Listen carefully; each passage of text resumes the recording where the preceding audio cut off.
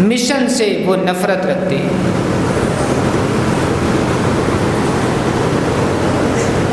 اگر ایک انسان قرآن مجید کو سمجھتا ہے، حدیث کو سمجھتا ہے اور وہ صراط مستقیم پہ چلنا چاہتا ہے، اس کے لیے لازم ہے کہ وہ اللہ کے رسول سے بھی محبت رکھے، اہل بیت سے بھی محبت رکھے، صحابہ کرام سے بھی محبت رکھے، اور آخری بات کہ وہ اللہ کے نبی کے فرامین سے بھی محبت رکھے۔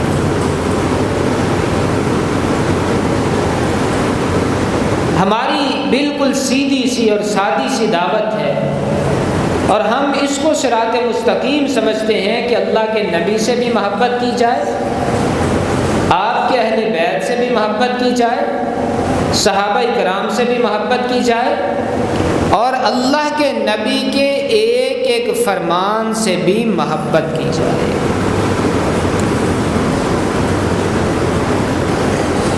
وہ کیسے عجیب لوگ ہیں جو اہل بیت کا نام لیتے ہیں اور اللہ کے نبی کی حدیث کو نہیں مانتے؟ وہ کس طرح کے لوگ ہیں جو نام تو اہل بیت کا لیتے ہیں لیکن کام سراسر اسلام کے خلاف ہیں؟ جو دعویٰ کرتے ہیں ہم اہل بیت سے محبت رکھتے ہیں اور اللہ کے نبی کی ایک بھی حدیث کو وہ ماننے کے لیے تیار نہیں ہے۔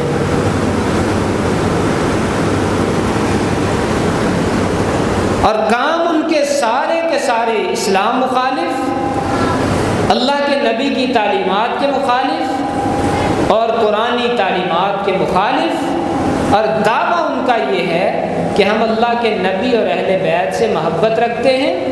ہم ان کے بارے میں جو موقف رکھتے ہیں وہ یہ ہے کہ شہادت حسین رضی اللہ تعالیٰ عنہ، یہ بڑی بنیادی بات ہے، اس کو سمجھ لیجیے، اور صراط مستقیم کیا ہے، ہدایت کیا ہے، حق کیا ہے اور باطل کیا ہے، یہ ابتدائی باتوں میں آپ کو چند جملوں میں سمجھانا چاہتا ہوں۔ پہلی بات میں آپ سے کہہ چکا، اللہ کے نبی سے محبت کی وجہ سے آپ سے تعلق رکھنے والی ہر چیز سے ہم محبت کریں۔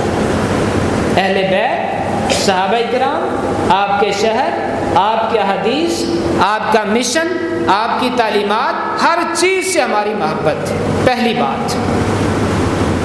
اور دوسری بات، کچھ لوگ جو محبت کا دعویٰ کرتے ہیں لیکن کام ان کے سراسر اسلام مخالف ہیں، ہم ان لوگوں کے بارے میں یہ موقف رکھتے ہیں کہ وہ گمراہ لوگ ہیں، وہ اس امت کے گمراہ لوگ ہیں۔ کس وجہ سے؟ کہ انہوں نے اہل بیت کا نام استعمال کیا اور بار